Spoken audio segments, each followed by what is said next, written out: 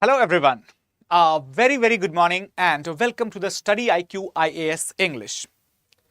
My name is Abhishek Singh and today I am going to tell you a story, the story of misery, the story of deceit and the story that pushed the people of a state almost into the slavery, almost at the mercy of an individual. And this story is related to the treaty that was signed on the 9th of March 1846, and after 2 days another treaty that was signed on 11th of March, and again the treaty was that was signed on the 16th of March. In fact, why were so many treaties being signed? And not just that, in fact, if we talk about the treaties, the series does not end here. This treaty will be followed by another treaty in the same year in the month of December. So, about which incident I am talking about? About which particular ruler am I talking? So guys, in this session, we are going to discuss about the treaties of Lahore, Amritsar and also the treaty of Bhairawal. We will try to understand that how did the mighty Sikh empire, which was flourishing under Maharaja Ranjit Singh, it crumbled upon the pressure. It crumbled through the, you can say, diplomacy applied by the British forces. So let us start the session without any further delay. And first of all, before we could begin, let me tell you that we are offering a very important, very comprehensive prelims to interview batch where we are providing you the morning batches in English and the Hindi medium. And not just that, if you are getting yourself enrolled before 5th of this month, so you are going to get a very important book written by the bureaucrat, senior bureaucrat Sir Anil Swarup, that is No More a Civil Servant. So basically that solves the ethical dilemmas of a civil servant and tells you the exact personality traits that a civil servant should have. Alright, so good morning everyone. And let me tell you that the cost of this course is rupees 70,000, but if you are applying this code ASR live, then you are going to get this course at rupees 29,999 rupees only. Got it everyone? So let's get started. And first of all, let us talk about the Treaty of Lahore. So guys, the Treaty of Lahore. This Treaty of Lahore was signed on the 9th of March 1846. It was a peace treaty that marked the end of the First Anglo-Sikh War. What is the First Anglo-Sikh War? We will see in this lecture itself. In fact, this treaty was concluded, and on the British side, it was signed by Sir Henry Hardinge and the 2 officers of East India Company. And for the Sikh state, this treaty was signed by a 7-year-old Maharaja Duleep Singh. Just 7 years old, right? The most important aspect of this treaty, I would tell you, that it would be related to, what? Related to the presence of a minor Maharaja as the decision-taking authority, and the British would be enforcing the regent of Maharaja, who was none other than his mother, Rani Jindan Kaur, to sign a treaty which would be exactly as per the wish and will of the British. Now, if we talk about the preceding events, okay. So the preceding events basically they started in the 1839, the year 1839, when Maharaja Ranjit Singh died, and after the death of Maharaja Ranjit Singh, his kingdom that was indulged into the civil war.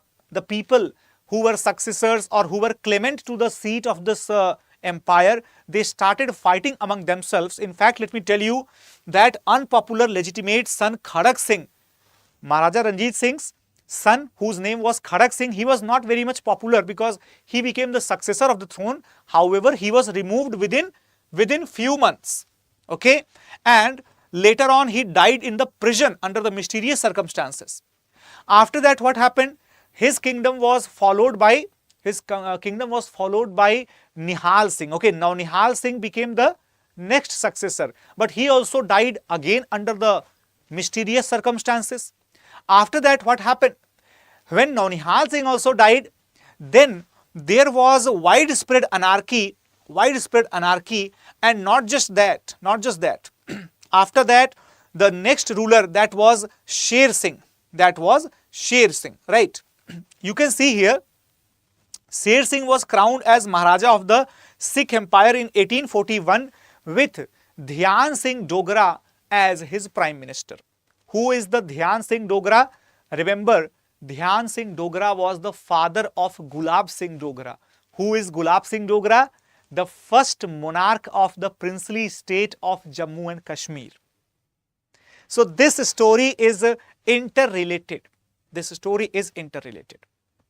Now, if we talk about this incidents, let me tell you, those who are not aware, we have already covered up the parts related to the first Treaty of Amritsar in 1809, where the British and Maharaja Ranjit Singh, they have entered this treaty, and the Satluj river that was made into the boundary, and you can see here this entire area which was on the other side of river Satluj, this entire area was converted into the own kingdom by Maharaja Ranjit Singh. However, he was prohibited completely from crossing the river Satluj into the British dominions. Right, everyone? Now, what happened? After the death of Maharaja Ranjit Singh, the British authorities, they tried to provoke the Sikh battalions, the Sikh armies, and not just that, the provocation that was mainly due to the expansion of the army. Now what happened? That when the British, they established the cantonment area in the Firozpur region, so that actually created the suspicions into the minds of the Sikh kingdom, and they started increasing the number of their soldiers from 29,000 up to 80,000. So the number of soldiers when Ranjit Singh had died in the Sikh kingdom, they were only 29,000. However, within few years up to 1845, the number of soldiers in the Sikh army that increased to 80,000. Sorry. And not just that, even the local landlords, even the regimental panchayats, even all of them, they had their own armies, which was a direct indicator that they all wanted to establish their own authorities, as the case was before the accession of Maharaja Ranjit Singh. We all have studied the story that Maharaja Ranjit Singh, he unified the scattered Sikh communities called as the Misl. But after his death, the several small landlords, they had started to establish their own army units, so that in the upcoming time they could lead their own kingdoms. Got it, everyone? The British were having a clear idea of this development, and therefore they wanted to annex this area, because the purpose of the independent Punjab region, that was completely resolved. We all know it very well, right, from our previous lectures, that British wanted to keep Punjab state as a buffer zone between the increasing influence of the Russian Empire and the British territories. It was the threat of Napoleon and Russian Empire's treaty that had resulted that British were supporting the independent kingdom of Maharaja Ranjit Singh, as well as they were also supporting the independence of the Sindh region and also the puppet rule in Afghanistan. However, the situations were completely changed now. There was no need of any buffer state, as British were confident enough after the decline in the power of France and Russia both. Got it? So therefore, what happened? The British representatives and the visitors in the Punjab described the regiments as the preventing, right, puritanical order internally, but also as being in the perpetual state of mutiny or rebellious against the central Darbar. British were saying that these local landlords in the Sikh kingdom, they were continuously trying to stand up in the revolt against their central authority. Right, everyone? In fact, Maharaja Sher Singh himself was unable to meet the demands, the payment demands of the army, and therefore what did he do? He himself was trying to fulfill those demands, but he was murdered by his cousin, whose name was Ajit Singh. Whose name was Ajit Singh. Okay.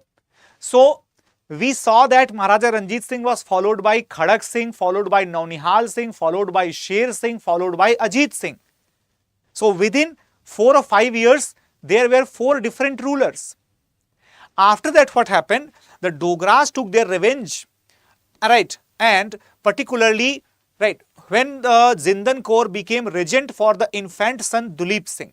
So, Ajit Singh was also killed by the Dogras, and now the youngest son of Maharaja Ranjit Singh, who was just 7 years old at that time, he became the next king, whose name was right, Duleep Singh.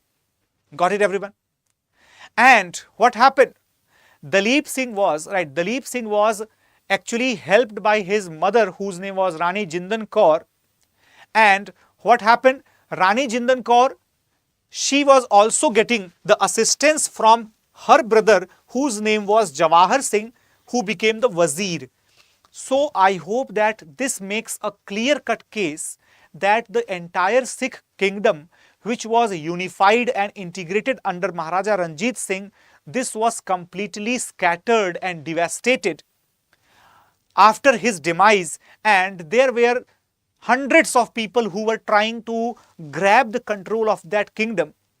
In fact, in the 1845, what happened? The further killings were continued, and not just that, despite the attempts to bribe the army, right, what happened? The Peshawar Singh was butchered. Who is Peshawar Singh? Peshawar Singh wanted to kill the young Maharaja Duleep Singh. So, every time this war was going on. Okay. So, what happened? After that, the Sikh kingdom became extremely fragile, and two people who were converted into the Sikhism, in the year 1818, those two people whose names were Lal Singh and Teja Singh, right, Lal Singh and Teja Singh. So, they became the ministers of the Sikh kingdom in 1845. It was only because of their strategic mistakes, it was only because of their reactionary policies that the British and Sikh, they entered into a war. So, she is Rani Jind Kaur, right, she is Rani Jind Kaur, who was the mother of the last Maharaja of the Sikh kingdom, whose name was Maharaja Duleep Singh. Alright, everyone. Now, the battle took place in the year 1846, and from 1845 up to 1846, the British and the Sikh soldiers, they fought against each other, and the Sikh soldiers particularly, they were defeated at the, almost every battle that was fought in this duration, right. However, the most important defeat that the Sikh community had faced, that was the Battle of Sobraon. The Battle of Sobraon.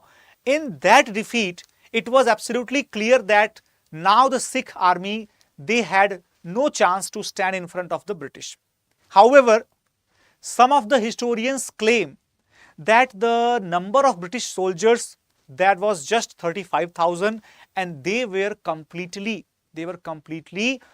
devastated to see the increasing number of the Sikh forces. However, by that time, the Wazirs Lal Singh and Teja Singh, who had defected against the armies, they were persuaded by Gulab Singh Dogra to surrender, and Gulab Singh Dogra, he became the, you can say, communicator in chief to consult with the East India Company. Okay, so you can say that East India Company wanted to talk to only Gulab Singh Dogra, right, everyone? So here, if I am talking about this particular treaty, so remember that Lord Hardinge entered the Sikh capital of Lahore on 20th February 1846, and on the 9th of March 1846, what happened? This treaty, which is called as the Treaty of Lahore, that treaty was imposed on Maharaja Dalip Singh. Now what happened? This treaty forced Maharaja Dalip Singh to completely cede the territories which were located on the left bank of the Satluj river, and he ceded the East India Company in the perpetual sovereignty all the forts, territories, and also the rights of Jalandhar Doab, particularly along with rupees 1.5 crore as the war indemnity. Now the British were actually blaming the Sikh kingdom that they had waged the war on the British, because of which the British had to bear the financial losses, and therefore they are supposed to pay to the British 1.5 crore rupees. Now this 1.5 crore rupees, that will be changing into something else. What will be the case? You can see behind me the image when the young Maharaja Dalip Singh is being forced to sign this treaty. However, after this treaty, as I told you, the areas which were agreed by Maharaja Dalip Singh to be given to the British, those areas included which regions? Remember this thing, right? This is the river Satluj. And you can see here, this is the Jalandhar region. So this Jalandhar Doab was completely ceded to the British, and when Maharaja Dalip Singh, he could not give rupees 1.5 crore, right now. So what did he do?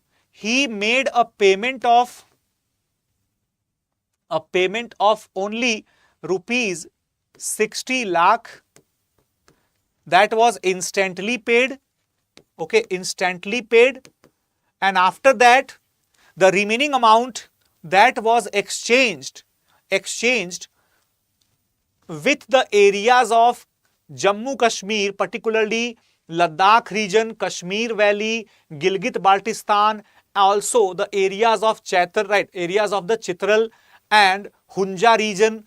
At the same time, the areas of the Muzaffarabad, etc. were also transferred. So the entire undivided Jammu and Kashmir princely state, that was completely transferred to the British forces, and the British forces, they occupied this area but did not keep this area with them. Remember one point, had the British forces kept the area of Jammu and Kashmir, the Jammu and Kashmir region, that would have become the part of British Indian territories instead of a princely state.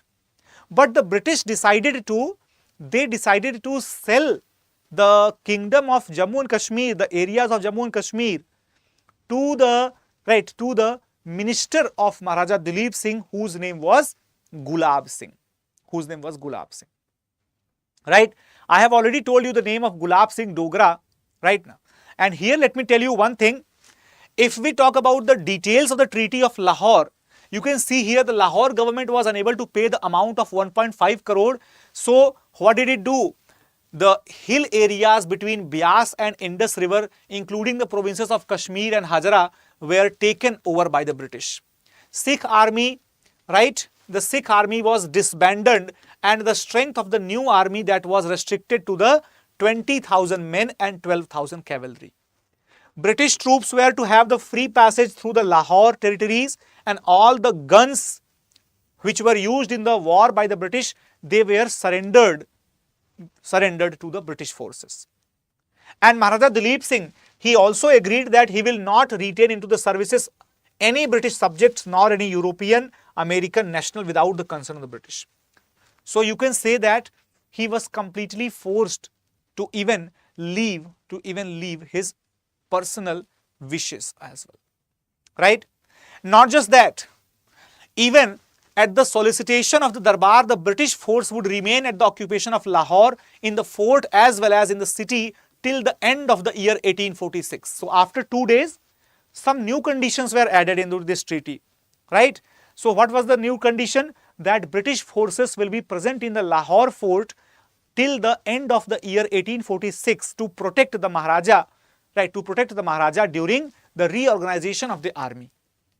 And also the British government decided that it shall respect, right, it shall respect the bona fide rights of Jagirdars of the Lahore territory, and at the same time the British government shall be at the liberty to retain any part of the state property in the forts, paying the adequate compensation. So overall, the British East India Company, it completely took the control of the Punjab region.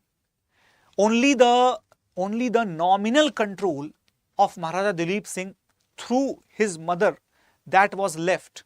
But let me tell you that even the control of his mother, Rani Jindan Kaur, even that was not permanent, because after this treaty on the 11th of March 1846, there will be another treaty in the month of December 1846 which will be called as the Treaty of Lahore, and that treaty will be displacing Rani Jindan Kaur as the regent of Punjab kingdom, and it will be placing Sir Henry Lawrence as the regent of the Lahore court, who will be contemplating on behalf of Maharaja to take the decisions of Lahore court. So indirectly, the Punjab kingdom that went completely into the control of the British forces by the year 1846. All right, everyone. However, we are not going to talk about the Treaty of Lahore here, but we are going to talk about the Treaty of Amritsar. So, dear students, we have already studied about the Treaty of Amritsar in 1809, but this treaty is different. This treaty is completely different. Why is it different? Because this treaty was executed on 16th of March, where this treaty formalized the arrangements between the British East India Company and Raja Gulab Singh of Jammu, who became the most benefited person or the beneficiary in the prime of this first Anglo-Sikh war. So what happened under this treaty? Article 1 of this treaty, it said that Gulab Singh acquired all the hilly or the mountainous country with the dependencies situated to the eastward of the river Indus and the westward of the river Ravi, including Chamba, but excluding Lahore. Alright. Not just that, even the third article said that Gulab Singh was supposed to pay rupees 75 lakh to the of the Nanak Shahi rupees to the British government. So 75 lakh Nanak Shahi rupees, that was the price of the entire Kashmir region. Look at this map, it will give you a clearer idea that about which area am I talking about, right? Am I talking here? So here you can see, right? This is basically Ladakh region. This is Baltistan area. This is Hunja, and this is the Shaksgam Valley that is given by Pakistan. Okay, given by Pakistan to the China. And now coming westward, you have this Kashmir Valley, right? This Kashmir Valley you can see here. Okay, this is the Kashmir Valley. Okay, northern Kashmir and southern Kashmir. Then this is the Jammu region, Udhampur, Bhad. Okay, then Rajouri, Jammu, Kathua, Mirpur, Punch. So this is Muzaffarabad region. And over western part you can see here, northwestern part, these are the tribal regions. These are the tribal regions having the areas of Gilgit, Punial, Kuh, Yasin, Gijjar, right, and Darel, Gor, so many areas, and also the big area of Chitral, So all that region, all those regions, they were completely annexed by Maharaja of new princely state of Jammu and Kashmir, who was Gulab Singh. Okay, the cost of this entire region, that was rupees 75 lakh only. However, Maharaja will be handing over this particular area of the Gilgit-Baltistan region and the tribal region completely to the British for the internal management, and he will be only ruling the valley of Kashmir and Ladakh and Jammu. Alright, so Now you have to understand that when the India got independence and the successor of Maharaja Hari Singh, obviously, right, sorry, the successor of Maharaja Gulab Singh, who was Ranbir Singh, and then later on the last ruler of Jammu Kashmir, who was Maharaja Hari Singh, right? So he was in a mood of undecisiveness, due to which the control of this particular area, which was legally the part of Jammu and Kashmir, but practically handled by the Gilgit Scouts, which was a paramilitary company under the British East Indian Army, under the British Indian Army. So they revolted against the control of Maharaja Hari Singh, and later on, what happened? This area, they declared that they are merging with Pakistan. Even though that merger was legally not recognized, due to which still they are called as the part of Pakistan occupied Jammu Kashmir. So this is the origin of the story of Jammu and Kashmir. We can see that how did this state come to its present shape, what was its state earlier, and how does it look today. All right, everyone. So I hope that all of you got the clear idea. Now, if we talk about the significance of these two treaties, the treaties of Lahore and Amritsar. So basically, a few things became absolutely evident from this treaty, that the Punjab kingdom that would be annexed later on, and the Jammu and Kashmir saw the emergence of the Dogra dynasty, which will be ruling Jammu and Kashmir princely state up to the year 1947, and the issues related to the Kashmir or the issues related to the Kohinoor, etc., they are all originated from this particular treaty of Lahore and Amritsar. Why so? Because from this treaty of Lahore, Maharaja Dalip Singh of the Sikh kingdom will be forced to remain under the influence of the British, and when the second Anglo-Sikh war that will be taking place in the year 1849, after that war, what will happen? Maharaja Dalip Singh will be forced to be sent in exile in London, and he will also be forced to present the Kohinoor diamond as a gift to the monarch of UK, and that will become the moment since when the Kohinoor diamond will be staying with the British monarch. Till today it is staying. At the same time, that also resulted into the inclusion of the Punjabi communities, such as the Sikh or the Dogra communities, in the large numbers in the British Indian Army. And let me tell you that during 1857 revolt, these Sikh army people, or these Dogra battalions of the British East India Company's army, they would be highly helpful towards the East India Company forces to mitigate the challenges proposed by the revolutionaries of 1857. All right, everyone.